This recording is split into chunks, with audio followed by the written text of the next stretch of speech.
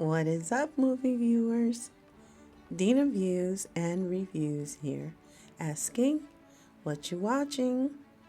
Well, today I am watching Wolfman.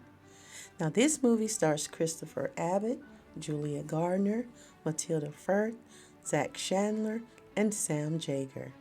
It is written by Lee Whannell and Corbett Tuck. It is directed by Lee Whannell, produced by Mel Turner, Lee Whannell, Jason Blum, and Beatrice Akira.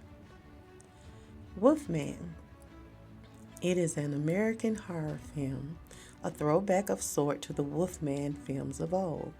There have been a slew of so many different makes and remakes of this half man, half wolf like creature. So, this 2025 version is added to the ever cumulative list of Wolfman featured movies. This 2025 adaptation focuses on the main character whose name is Blake. And as a young boy, Blake and his father encountered such a creature when they were out in the forest near their Oregon home deer hunting. Hiding in a deer blind, they both managed to survive what was a very scary encounter. But the film progresses forward many, many years later, and Blake is an adult. He was apparently estranged from his father, and he now lives in the big city with his wife Charlotte and daughter Ginger.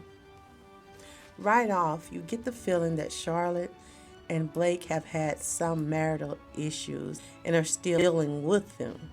After receiving information regarding his missing father that says that he has been declared dead, he convinces Charlotte to leave the big city and come with him back to his father's home in, once again, very, very, very rural Oregon to assist in packing up his things that have been abandoned in the home. Blake hasn't been to his father's home in a very long time, it seems, because he is confused as to how to get to the entry or the road of his property. A strange neighbor offers to assist, and while they are en route to his father's house, things take a turn for the worse. An animal comes out of nowhere and is seen in front of their vehicle. It attempts to attack them, causing their vehicle to run off the road, and Blake ends up getting scratched by this weird wolf-like creature. Blake, Charlotte, and Ginger runs to take refuge in his father's old farmhouse, just in time too, because this creature is following closely behind them. And from this point on, this animal was very determined to get them. That animal could be heard outside stalking and lurking around the perimeters of their home, trying to find a way to get in. This was a bloodthirsty creature. And the reason I say that is because he had already taken a whole man that he could have consumed. But in spite of that, this creature aggressively pursued the three of them. It was a completely horrifying night, and to top it off, they had no way to call for help or assistance. Then Blake himself starts to exhibit strange and quite gruesome behavior. He was transforming, and all I could think was, girl, Charlotte, your man is eating his own arm.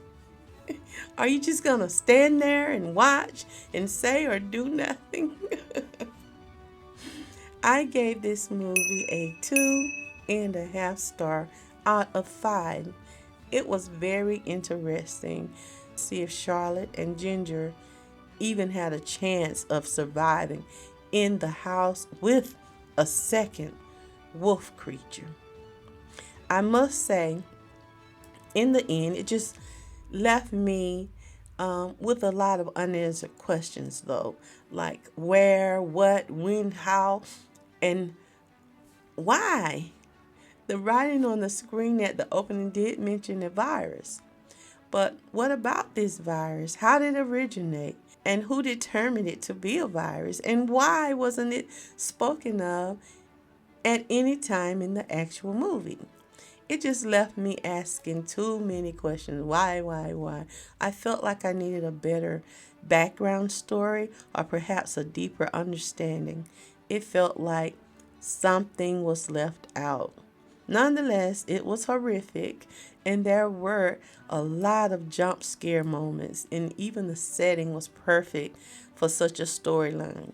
However, it just didn't fully pull itself completely together to make it cohesive for me. Now, if you would like to check this movie out for yourself, you most certainly can. It is rated R and is currently streaming on Prime. This has been Dena Views and Reviews, inviting you to like, share, subscribe, and leave me your comments on what you thought of this movie. And join me weekly for another review or movie recommendation. And I want you to remember, it's my view. Now, what are you watching?